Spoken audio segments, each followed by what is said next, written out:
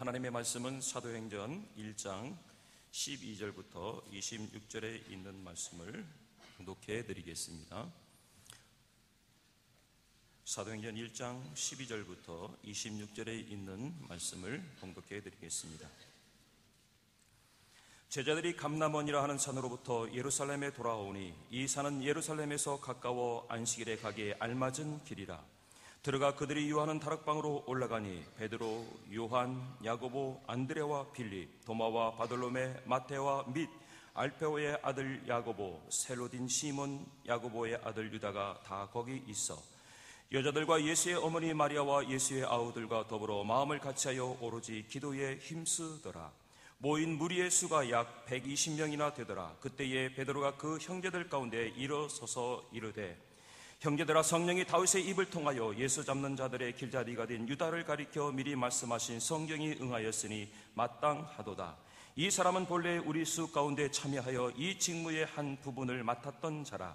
이 사람의 불의의 사고로 밭을 사고 후에 몸이 곤두박질하여 배가 터져 창자가 다 흘러나온지라. 이 일이 예루살렘에 사는 모든 사람에게 알려서 그들의 말로는 그 밭을 아겔다마라 하니 이는 피밭이라는 뜻이라. 시편에 기록하였으되 그의 거처를 황폐하게 하시며 거기 거하는 자가 없게 하소서 하였고, 또 일렀으되 그의 직분을 타인이 취하게 하소서 하였도다. 이러함으로 요한이 침례로부터 우리 가운데서 올려져 가신 날까지 주 예수께서 우리 가운데 출입하실 때에 항상 우리와 함께 다니던 사람 중에 하나를 세워 우리와 더불어 예수께서 부활하심을 증언할 사람이 되게 하여야 하리라 하거늘, 그들이 두 사람을 내세우니 하나는 바사바라고도 하고 별명은 유스도라고 하는 요셉이요 하나는 matti아라. 그들이 기도하여 이르되, 무사람의 마음을 아시는 주여, 이 두 사람 중에 누가 주님께 택하신 바 되어 봉사와 및 사도의 직무를 대신할 자인지를 보시옵소서. 유다는 이 직무를 버리고 제 곳으로 갔나이다 하고 제비 뽑아 matti아를 얻으니 그가 11사도의 수에 들어가니라. 아멘. 기도하겠습니다. 할렐루야. 살아계시며 모든 영광과 찬양을 받으시 합당하신 하나님 아버지, 거룩하고 복된 주님의 귀한 날을 맞이하여 구원의 은혜를 입은 사랑하는 성도들이, 하나님의 은혜를 사모하는 믿음의 사람들이 주의 전에 모여 하나님의 성호를 찬양하며 영광된 이 예배를 드리옵나이다. 신령과 진정으로 예배하는 자를 찾는다고 하신 아버지 하나님, 오늘도 어린 학생으로부터 장년에 이르기까지 마음과 뜻과 정성을 모아 믿음을 모아 하나님 앞에 예배하는 이 자리 가운데에 임하여 주시옵소서. 이 자리 가운데에 임마누엘의 하나님으로 오심으로 말미암아 신령과 진정으로 예배하는 모든 사람들이 기뻐하며 감사하며 하나님의 은혜에 감동이 되는 복된 시간이 되게 하여 주시옵기를 원하옵고 바라옵나이다. 하나님, 오늘 이 한 시간 예배할 때에 애통하는 심령이 되게 하여 주시옵소서. 사모하는 심령이 되게 하여 주시옵소서. 간구하는 심령이 되게 하여 주시옵소서. 우리의 마음과 우리의 생각과 우리의 입술을 주장하여 주시어서 하늘의 보좌를 향할 수 있는 오늘 우리의 예배가 되게 하여 주시옵기를 간절히 바라옵고 원하옵나이다. 우리 글로벌 교육 선교 공동체를 세우신 하나님 아버지여, 이 선교 교육 공동체를 통하여 하나님의 거룩하고 크신 뜻을 이루고자 세워주셨사오니 우리를 향하신 하나님의 뜻이 온전히 이루어지게 하여 주시옵소서. 열방을 향하여, 세계를 향하여, 만방을 향하여 하나님의 사람들이 곳곳에 세워지는 하나님, 우리 교육 공동 선교회가 되어지도록 역사하여 주시옵기를 간절히 바라옵고 원하옵나이다. 복되신 우리 하나님, 원하옵고 바라옵기는 중간고사를 앞두고 있는 우리 학생들이 싸움나이다. 저들의 건강을 보장하여 주시옵소서. 저들의 하나님 아버지여 지혜를 하나님 허락하여 주시옵소서. 저들에게 성실한 마음과 열심과 집중하는 마음을 허락하여 주시어서 저들의 노력과 저들의 수고가 헛되지 아니하고 이 중간고사를 통하여서 그동안에 저들이 갈고 닦아왔던 저들의 모든 실력과 능력을 발휘할 수 있도록 은혜를 더하여 주시옵기를 간절히 바라옵고 원하옵나이다. 오늘도 하나님의 귀한 말씀을 듣고자 하옵나이다. 말씀을 전하시는 귀한 목사님에게 성령의 능력으로 더하여 주시옵소서. 불같은 말씀을 허락하여 주시옵소서. 성령의 감동된 말씀을 허락하여 주시옵소서. 우리의 영과 혼과 골수와 관절을 쪼개고 남아 믿는 은혜의 말씀을 허락하여 주시옵시고, 말씀을 듣는 우리 모두가 아멘으로 화답하며 우리 우리가 변화되어지고 우리가 하나님 새롭게 그 말씀을 통하여 재창조되어지는 은혜의 시간이 되어지도록 역사하여 주시옵기를 간절히 바라옵고 원하옵나이다. 하나님 보좌 앞에 가까이 서 있는 우리 성가대의에도 은혜를 허락하여 주시옵기를 원하옵나이다. 저들의 찬양이 하나님 아버지여 천사의 소리가 되게 하여 주시옵소서. 저들의 찬양이 하나님의 보좌를 흔들어 놓고 남음이 있을 뿐만 아니라 그 찬양을 사모하는 우리 모든 성도들의 심령을 움직이는 복된 찬양이 되게 하여 주시옵소서. 하나님 오늘 예배를 맡아 수고하는 많은 영혼들이 싸움나이다. 저들이 하나님 아버지여 숨어서 이름 없이 수고하는 모든 영혼들 위에도 하나님의 은혜와 복으로 더하여 주시고 오늘 예배 처음 시간부터 마지막 시간까지 함께하여 주시옵을 믿사옵고 우리 주 예수님의 이름으로 기도드리옵나이다. 아멘.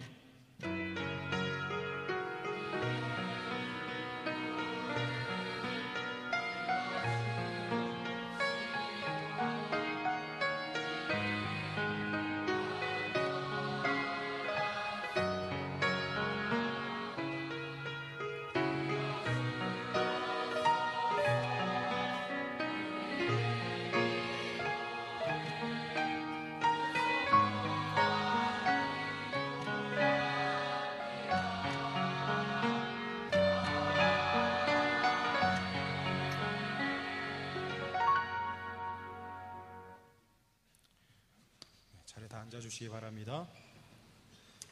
시간 성가대의 은혜의 찬양을 하나님께 올려드리겠습니다.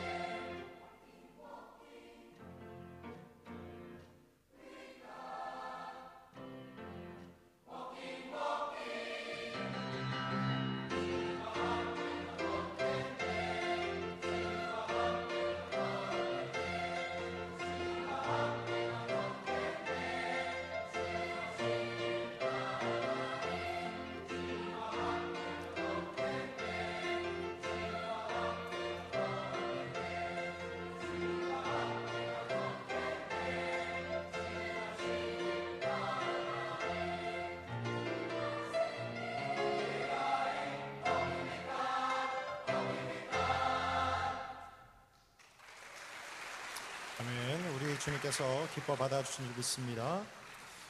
이 시간에는 봉독해 주신 사도행전 1장 12절로부터 26절까지 말씀을 가지고 부활을 경험한 사람들이라는 제목으로 우리 김성구 목사님 나와서 말씀 전해 주실 때 큰 은혜의 시간이 되시길 소원합니다.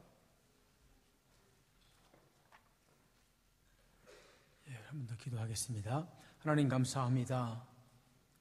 예수 그리스도의 부활이 내 삶 속에, 내 신앙 속에 능력이 되게 하시고 권능이 되게 하시고 세상을 이기고 육신을 이기고 주님 오실 그날을 기대하는 소망이 되게 하여 주옵소서. 이 시간 말씀 나눌 때에 하나님 함께 해주시고 주께서 말씀 속에 허락하신 하나님의 뜻이 각 사람 심령에 교훈으로 깨달음으로 은혜로 다가와서 이 한 주를 살아가는 힘이 되게 하시고 아버지 앞에 영광이 되게 하여 주옵소서. 말씀을 방해하는 잡념과 잡생각과 피곤함과 인간적인 생각들은 다 소멸되게 하시고 오직 하나님 앞에 예배자로 서 있는 이 거룩한 고백이 아버지 앞에 증명되어지는 이 한 시간 되게 하여 주옵소서. 하나님이 선하게 능력으로 함께 해주시기를 원하옵고 예수님의 이름으로 기도했습니다. 아멘.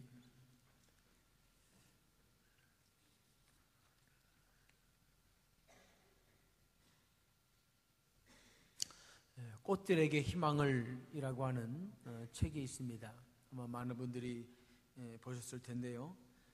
트리나 폴로스라고 하는 저자가 쓴 책인데 그 책의 내용은 한 마리의 줄무늬 애벌레가 겪는 경험을 기록한 책입니다. 한 마리 줄무늬 애벌레가 모든 애벌레들이 따라가는 알 수 없는 산에 도달해서 밟고 밟히고 때로는 힘들고 어려운 과정을 겪다가 그 길이 자신이 가야 하는 길이 아님을 알게 되고 결국 인내와 오래 참음을 통해서 꽃을 짓게 되고 그 속에서 한 마리의 나비가 되어 새로운 삶을 경험하게 된다는 간단한 주제로 된 내용입니다. 많은 사람들은 이 책의 내용을 그리스도의 부활, 우리의 부활과 연관지어져서 이야기합니다. 우리의 부활은 그와 같다는 것입니다. 마치 이 세상에서 애벌레와 같은 인생을 살다가 언젠가 우리 주님이 오실 때 우리 모두는 부활체를 입게 돼서 애벌레로서는 상상할 수 없는 놀라운 영적인 존재가 되어 자유로운 영원한 세계 속에서 주와 함께 거하게 된다는 거죠. 이 세상에서 추구하고 따르던 인간적이고 세상적인 육신적인 모든 가치관이 사라지게 되고 결국 믿음의 인내와 믿음의 소망을 통해서 이루어지는 부활의 존재가 돼서 하나님과 함께 영원히 거하는 존재가 된다고 하는 것입니다. 주님이 이 땅에 다시 오실 때까지 주님이 오셔서 우리에게 영원한 부활, 우리의 육신의 부활체를 통해서 새롭게 하시고 그 놀라운 일들이 우리에게 이루어지기 전까지 또 주님이 오시게 되면 우리의 삶을 완전히 바꿔놓을 그 부활의 영광은 오늘 이 땅을 살아가는 이 세상의 삶 속에서도 우리에게 영향을 주게 되는 것입니다. 내가 예수 그리스도를 믿고 십자가의 은혜를 힘입어서 구원받은 영혼이라면 모두가 우리 주님의 부활을 경험하고 그 부활의 능력이 우리의 삶 속에, 우리의 신앙 속에, 우리의 생활 속에 그대로 드러나야 되는 부활의 신앙인이 되어야 한다고 하는 것입니다. 부활이 그때에만 우리를 변화시키는 것이 아니고 오늘도 우리를 변화시켜야 되고 우리가 살아가는 삶 속에서 언제나 주님의 부활이 능력이 되고 부활이 권능이 되고 부활이 우리의 삶의 희망이 되는 놀라운 역사를 일으켜야 한다는 거죠. 예수 그리스도의 십자가의 죽으심이 그 당시 주님을 따르던 사람들에게 때로는 어느 정도의 절망도 주고 어느 정도의 실망도 주어서 좌절도 주어서 숨어 있을 수밖에 없도록 만들었지만, 그러나 이 주님의 부활을 경험한 이 십자가의 사람들은 전혀 새로운 모습으로, 전혀 다른 모습으로 이 세상을 살아갔음을 우리는 성경에서 발견하게 됩니다. 십자가가 주는 고난과 십자가를 짐으로 말미암아 주어지는 고통과 어려움, 때로는 십자가 앞에서 느끼는 어떤 두려움도 부활의 영광으로 말미암아 이길 수 있게 된다는 거죠. 부활의 경험, 주님의 부활의 경험이 우리를 멋진 주님의 일꾼으로, 주님의 자녀로 만들어 주는 것입니다. 부활을 경험하면 하나님의 능력을 더 느끼게 되고, 부활을 경험하면 참 신앙의 힘을 갖게 하는 거죠. 우리는 지난 4월 5일 주일을 부활주일로 함께 지냈습니다. 함께 찬양도 드리고 경배도 하고 하나님 앞에서 아름다운 부활주일을 지냈죠.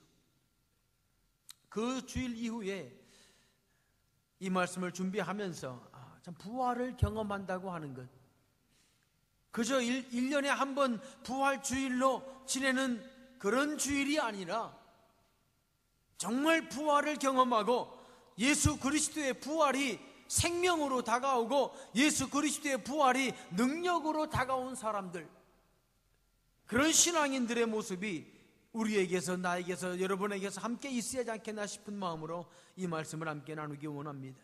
성경 속에서 그렇다면 부활을 경험한 사람들이 어떤 변화가 있었나? 성경 안에 있는 부활을 직접 만났던 그 부활 세대들, 예수 그리스도의 부활을 직접 경험했던 하나님의 일꾼들에게서는 어떤 모습이 있었나 함께 묵상하면서 이 부활을 경험한 주님의 제자들에게 나타났던 신앙의 모습이 오늘 저와 여러분에게 그대로 드러나서 예수 그리스도의 부활이 그저 명목상의 부활이 아닌 삶 속에 영향을 주고 능력을 일으키고 권능을 일으키는 축복의 이유가 되기를 주의 이름으로 축원합니다. 제가 귀를 만지는 이유는 아멘 소리가 안 들려서 그래요. 우리 목사님이 기도하신 것처럼 말씀에 아멘 하고 받으면 더 큰 축복이 됩니다. 마음속으로만 아멘 하지 마시고 아멘을 믿음으로 하세요. 부활을 경험한 사람들, 그들에게 나타난, 오늘 본문에서 나타난 첫 번째 요소를 같이 보겠습니다. 첫 번째는 같이 읽겠습니다. 시작. 오로지 기도를 드린다. 오로지 기도를 드린다. 이 말씀을 묵상하면서 이 오로지 기도에 대해서 함께 좀 나누어 보기를 원합니다. 성경에 많은 기도가 있지만 오늘 본문에 나와 있는 부활을, 예수 그리스도의 부활과 승천을 경험한 하나님의 사람들, 그들에게 있어서는 이 오로지 기도가 있었다는 거예요. 오로지 기도.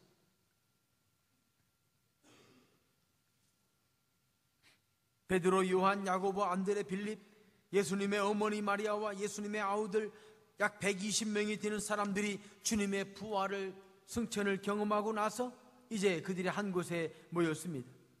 사실 예수님의 동생들은 한때 예수님을 주님으로 인정하지 못하고 있었죠.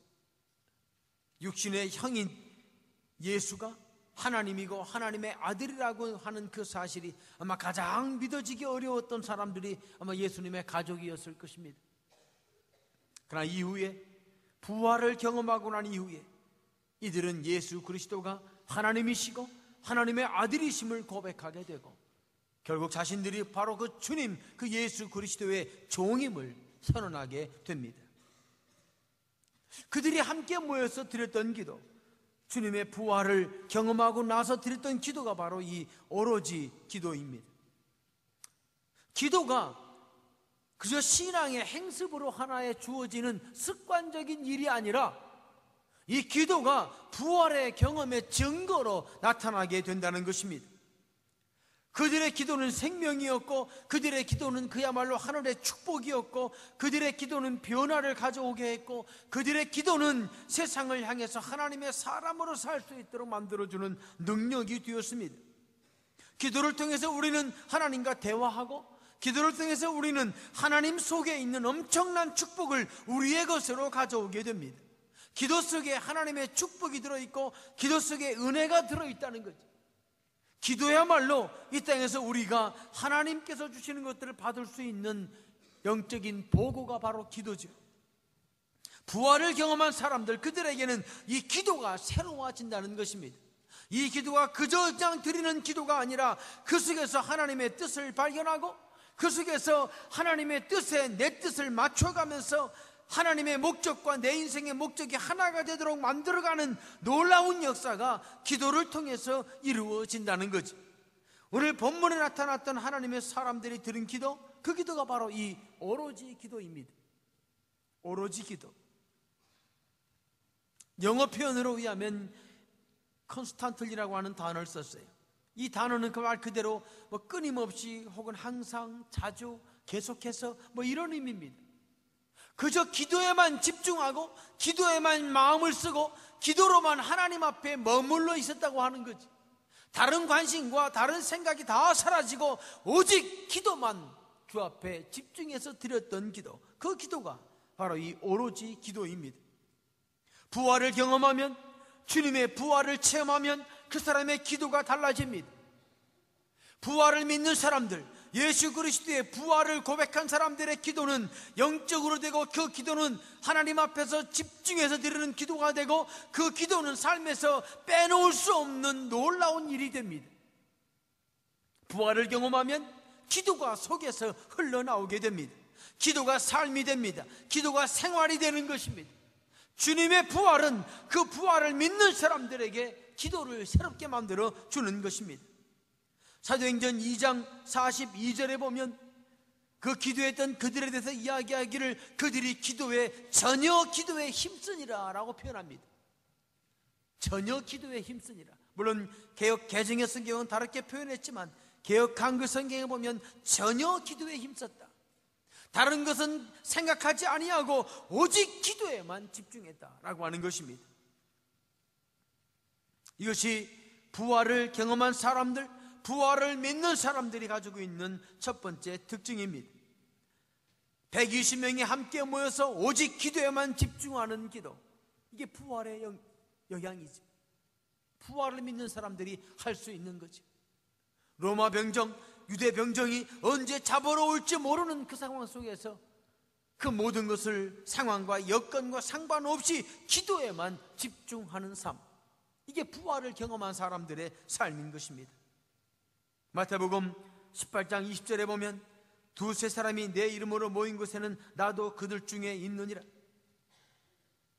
두세 사람이 모여서 집중해서 기도해도 주님은 그들 중에 있어서 함께 하시는데, 이 120명이 모여서 함께 드렸던 이 합심 기도, 이 협력 기도, 이 기도가 바로 오로지 기도고, 이 기도를 통해서 주님은 부활의 영광 가운데 하나님의 자들을 머물게 하는 것입니다. 여러분의 삶 속에서, 여러분의 신앙 속에서 내가 부활을 믿는 사람인가? 라고 하는 것을 한번 돌아보려면 내 기도 생활을 돌아보십시오. 내가 얼마나 기도에 열심을 내고 있는가? 내가 얼마나 기도에 집중하고 있는가? 나는 과연 기도의 자리에 얼마나 사모하며 나가는가? 내가 드리는 기도가 얼마나 간절한 기도인가? 정말 나는 기도에 집중해서 드리고 있는가? 부활을 경험한 사람이라면, 예수 그리스도의 부활을 진정으로 믿고 있고 그 부활이 내 삶 속에 영향을 주기 원한다면 그 사람은 기도의 자리에 자기 자신을 소외시키지 않는 거죠. 예레미야 29장 12절 말씀에 보면 너희가 내게 부르짖으며 내게 와서 기도하면 내가 너희들의 기도를 들을 것이고, 너희가 와서 간절히 기도하면, 너희가 내 이름으로 기도하면 내가 그들의 기도를 들을 것이다. 이 부활을 경험한 사람들은 기도에 대한 태도가 바뀌게 됩니다. 기도를 통해서 하나님을 깊이 만나는 것입니다. 기도를 통해서 하나님의 응답을 경험하는 것입니다. 기도를 통해서 서로 협력하게 되고 기도를 통해서 서로 사랑을 실천하게 됩니다. 이 오로지 기도, 이 기도가 초대교회의 많은 사람들로 하여금 떡을 떼며 자신의 소유를 나누게 했고 칭송을 들으며 구원받는 자들을 더 많이 넘치게 했던 이유가 되었던 것입니다. 부활을 경험한 저와 여러분이 돌아봐야 될 첫 번째 경우는 내 기도 생활입니다. 점점점 기도에서 멀어진다면 금요 긴 기도를 얼마나 하십니까? 새벽 기도를 내가 얼마나 합니까? 기도는 부활을 믿는 사람들이 당연히 해야 되는 귀한 요소인 것입니다. 기도하고 있다면, 간구하고 있다면 잘 하시는 겁니다. 그게 부활의 능력이기 때문입니다. 이 부활의 축복이 기도의 삶 속에서 우리에게 드러나기를 주의 이름으로 축원합니다. 두 번째로 부활을 경험한 사람에게 나타나는 신앙의 또 하나의 모습은 같이 읽겠습니다. 시작. 말씀을 믿음으로 선포합니다. 이제 그들이 120명이 모였습니다. 간절히 기도했습니다. 오로지 기도에 힘써서 간구할 때 그 형제들 가운데서 베드로가 일어납니다. 그러면서 16절에 보면 형제들아, 성령이 다윗의 입을 통하여 예수 잡는 자들의 길잡이가 된 유다를 그렇게 미리 말씀하신 성경이 응하였으니 마땅하도다 하면서 이제 말씀을 선포하기 시작합니다. 부활의 경험이 있는 자리, 부활의 경험을 함께 나눈 사람들의 삶 속에서는 말씀의 선포가 이루어진다는 것입니다. 부활을 경험하기 전에 베드로는 어떤 사람이었습니까? 성경은 베드로가 부활을 경험하기 전에 예수님을 3번이나 부인했다고 이야기합니다. 아니, 부인하다 못해서 예수님을 저주하며 맹세했다고 성경은 이야기합니다. 마태복음 26장 75절 말씀에 보면 이에 베드로가 예수의 말씀에 다굴기 전에 내가 3번 나를 부인하리라 하심이 생각나서 밖에 나가서 심히 통곡하니라. 자신이 예수님을 3번이나 부인했음을 깨닫게 됩니다. 다른 사람도 아니고 그저 종들 앞에서 나는 그 사람을 모른다고 3번이나 부인한 것입니다. 그게 베드로의 모습이었습니다. 마가복음 14장 71절에 보면 같이 읽겠습니다. 시작. 그러나 베드로가 저주하며 맹세하되 나는 너희가 말하는 이 사람을 알지 못하노라. 베드로는 저주하며 맹세했습니다. 예수 그리스도를 네가 아는 사람이다. 너도 예수님과 함께 있었다. 네 말투가 그것을 증명한다라고 말할 때 베드로는 저주하며 맹세했습니다. 그런 베드로였습니다. 그 베드로가 하나님의 말씀을 믿음으로 선포하기 시작합니다. 무엇이 그를 그렇게 변하게 만들었습니까? 부활 경험입니다. 부활을 경험하면 말씀에 대한 태도가 바뀝니다. 부활을 경험하면 기도에 대한 태도가 바뀌고 부활을 경험하면 말씀에 대한 태도가 바뀝니다. 하나님의 말씀이 그대로 이루어짐을 믿는 것입니다. 하나님의 말씀이 그대로 성취됨을 확신하고 나가는 것입니다. 그래서 말씀을 믿음으로 선포할 수가 있는 것입니다. 부활 경험이 말씀에 대한 태도를 바꾸고 말씀에 대한 확신을 갖게 합니다. 말씀의 능력이 그 마음에 그대로 임하게 됩니다. 말씀이 살아있음을 경험하게 됩니다. 말씀이 권능임을 알게 됩니다. 그래서 그는 말씀이 역사할 것을 믿기 때문에 선포하게 됩니다. 내가 부활을 믿고 있다면, 정말 내가 예수 그리스도의 부활을 믿고 있고 언젠가 주님이 재림하실 그날 나는 부활체를 입고 주와 함께 영원히 거할 것을 내가 믿고 있다면 하나님이 주신 이 말씀에 대한 태도가 바뀌는 것입니다.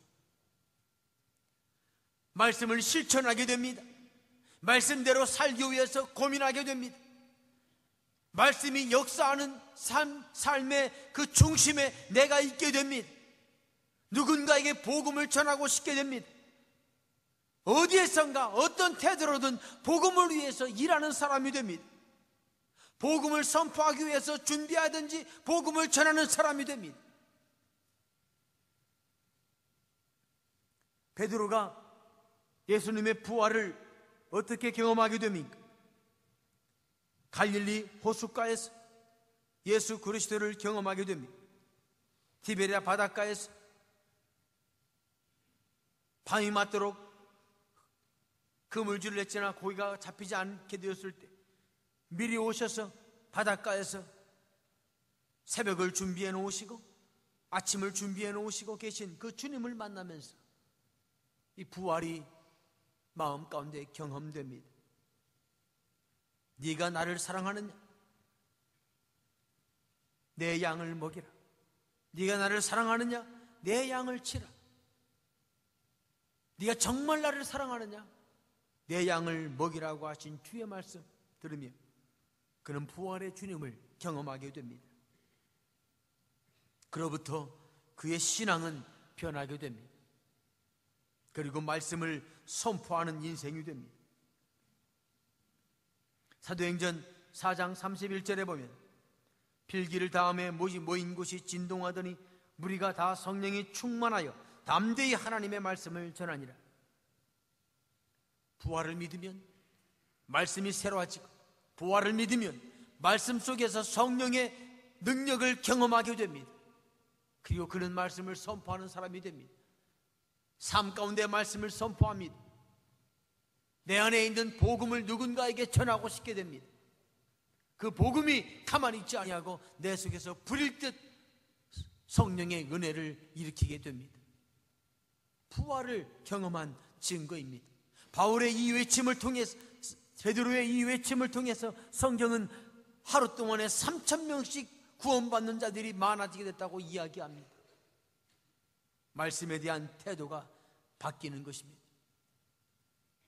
여러분은 성경 말씀을 얼마나 사랑하십니까? 얼마나 말씀을 사모하며 그 말씀 속에 여러분 자신을 내려놓습니까? 매일매일 나에게 주신 하나님의 24시간 속에 나는 얼마나 하나님의 말씀을 위해서 희생하고 헌신하십니까? 부활을 경험했다면, 내가 부활을 믿고 있다면 말씀에 대한 태도가 바뀌는 것입니다. 성경을 사모하게 되고 말씀을 사모하게 되고 그 말씀대로 살지 못하는 내 자신을 주 앞에 고백하게 되고 예수 그리스도의 장성한 분량이 나한테서 충만하게 나올 때까지 말씀이 그대로 육신이 되어 내 안에 거할 때까지 기도하며 간구하며 나가는 말씀의 사람이 되는 것입니다. 성경을 사랑하는 사람은 부활을 경험한 사람입니다. 내 부활이, 내가 믿는 부활이 정말 생명이 있는가라는 걸 믿으려면 말씀에 대한 태도를 돌아보십시오. 말씀에 대한 태도를 돌아보십시오. 바라기는 내게 있는 부활이 능력이 돼서 하나님의 말씀이 내 안에 능력으로 임하고 살아있는 말씀으로 임하여 그 말씀이 내 삶과 내 주변에 놀라운 고백으로 선포되는 말씀에 대한 살아있는 역사가 있기를 주의 이름으로 축원합니다. 세 번째로 부활을 경험한 사람에게 나타나는 또 한 가지의 모습은, 같이 읽겠습니다. 시작. 주님의 일에 관심을 갖게 됩니다. 주님의 일에 관심을 갖게 됩니다. 베드로가 일어나서 말씀을 선포합니다. 가룟 유다는 제 길로 갔습니다. 예수님을 부인하고 예수님을 팔고 예수님을 팔아버리는 일에 역할을 감당했던 유다는 제 길로 갔고 이제 다른 사람을 세워달라고 하나님께 기도하게 됩니다. 시편 41편 9절에 보면 내가 신뢰하여 내 떡을 나눠 먹던 나의 가까운 친구도 나를 대적하여 그의 발꿈치를 들었나이다. 함께 떡을 먹던 유다가 예수 그리스도를 배반하여 대적하게 되는 말씀에 대한 예언입니다. 유다는 순간적인 판단의 실수로 말미암아 하나님이 주신 거룩한 직분, 하나님이 주신 거룩한 주님의 일에 대해서 배반하게 됩니다. 시편 109편 8절은 그 사실에 대해서 이렇게 우리에게 주십니다. 같이 읽겠습니다. 시작. 그의 연수를 짧게 하시며 그의 직분을 타인이 빼앗게 하시며, 자기에게 주어진 직분을, 하나님의 일에 대한 관심을 빼앗기게 됩니다. 예수 그리스도에 대한 헌신할 수 있는 기회를 놓치게 됩니다. 왜 유다가 예수님을 팔게 되었을까요? 여러 가지 이유가 있겠지만 오늘 본문을 중심으로 해서 제가 깨닫는 내용은 유다가 예수님의 부활을 믿지 못했구나라는 것입니다. 예수 그리스도의 부활을 믿지 못했구나. 만약 유다가 예수님의 부활을 믿었다면, 가룟 유다가 예수님의 부활을 기대했다면 아마 유다는 예수님을 팔질 않았을 것이다. 결국 유다는 하나님이 주신 거룩한 일에 대한 직분, 하나님 일에 대한 기회를 놓치게 됩니다. 그리고 결국 사도행전 1장 18절에 있는 말씀처럼 이 사람이 불의의 삭스로 밭을 사고 후에 몸이 곤두박질하여 배가 터져 창자가 다 흘러나온지라 비참한 최후를 맞게 됩니다. 그의 연수가 짧아진 것입니다. 처절한 죽음을 맞이하게 되는 거죠. 그리고 그가 감당해야 될 하나님의 일, 그가 감당해야 될 주님의 일을 위해서 마띠아가 선택됩니다. 제비를 뽑아서 마띠아를 얻게 됩니다. 왜 마띠아를 뽑았을까요? 이유는 간단합니다. 하나님의 일을 위해서입니다. 성경은 그것을 21절, 22절에서 이렇게 말합니다. 이러함으로 요한의 침례로부터 우리 가운데서 올려져 가신 날까지 주 예수께서 우리 가운데 출입하실 때에 항상 우리와 함께 다니던 사람 중에 하나를 세워 우리와 더불어 예수께서 부활하심을 증언할 사람이 되게 하여야 하리라. 왜 마띠아를 뽑았습니까? 주님의 일 때문입니다. 부활을 증거하는, 부활을 증언할 사람, 함께 다니는 그 사람을 통해서 부활을 증언할 그 놀라운 역사를 이루게 하려고 12사람의 제자의 한 명으로 마띠아를 뽑은 것입니다.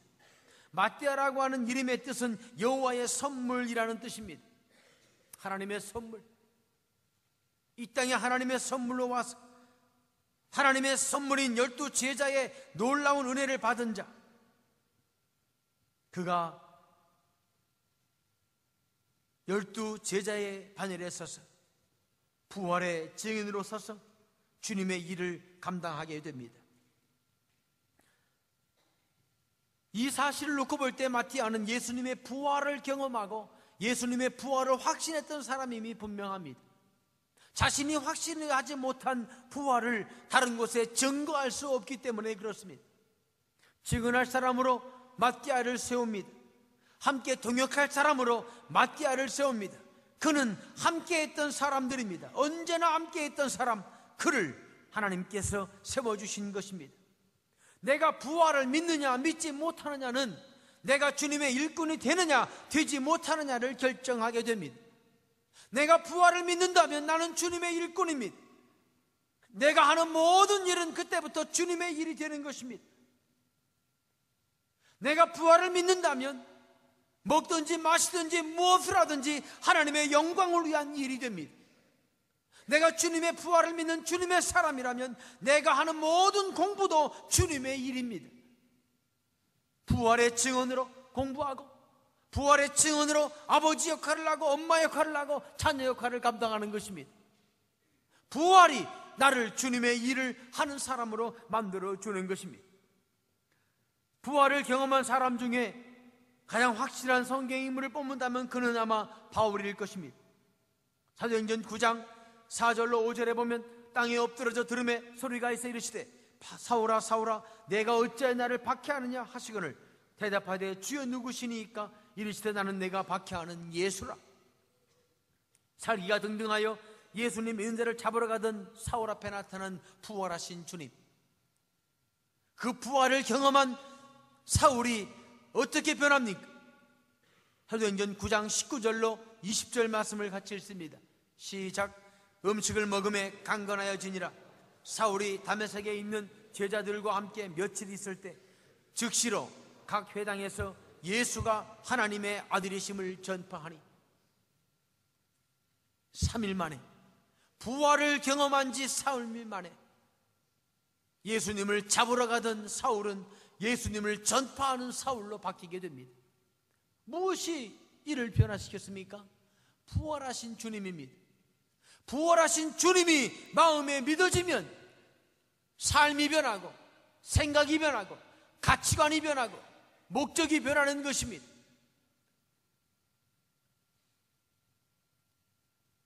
예수님의 부활을 마음에 믿으면 삶이 변하고 가치관이 변하고 목적이 변합니다.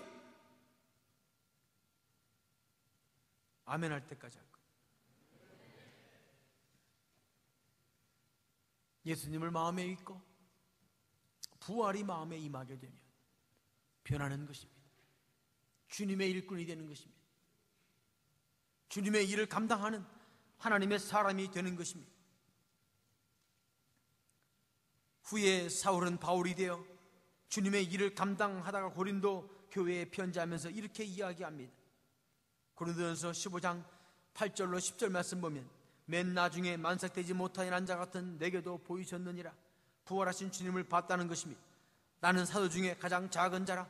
나는 하나님의 교회를 박해하였으므로 사도라 칭함받기를 감당하지 못할 자니라. 그러나 내가 나 된 것은 하나님의 은혜로 된 것이니 내게 주신 그의 은혜가 헛되지 아니하여 내가 모든 사도보다 더 많이 수고하였으나 내가 한 것이 아니요 오직 나와 함께 하신 하나님의 은혜로라. 내가 하나님의 일꾼이 되었다. 부활을 경험하고 나서 나는 많이 수고했다. 그러나 그 모든 수고는 하나님의 은혜로 한 것이다 라고 고백하는 하나님의 사람이 되는 것입니다. 부활은 나를 주님의 일에 관심 갖는 주님의 사람이 되게 합니다. 내가 하는 일의 목적, 내가 하는 공부의 목적, 내가 살아가는 삶의 목적이 주님이 아니라면 내 부활을 점검해 보십시오. 어쩌면 부활은 나에게서 그저 명목상의 부활일지 모릅니다. 언젠가 부활한다더라, 예수님이 부활하셨다더라, 먼 데 있는 사건이 되고 맙니다. 그러나 부활이 진정 믿음으로 내 안에 화해져서 예수 그리스도의 부활이 나의 부활이 되는 사람은 변하는 것입니다. 주님의 일꾼이 됩니다. 기도가 변합니다. 말씀에 대한 태도가 변합니다. 내가 살아가는 삶의 목적이 주님의 사역, 주님의 일이 되는 것입니다.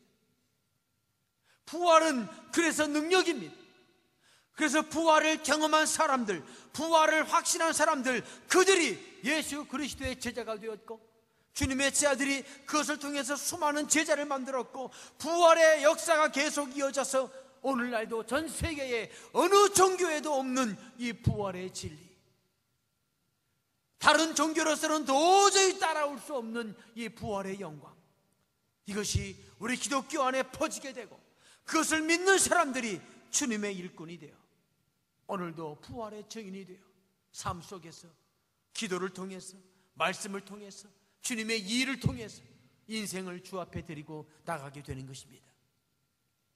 바라기는 저와 여러분에게 있는 예수 그리스도의 이 부활이 나의 기도와 나의 말씀을 통해서 살아가는 내 삶의 목적을 통해서 새로워지고 놀라운 능력으로 함께하기를 주의 이름으로 축원합니다.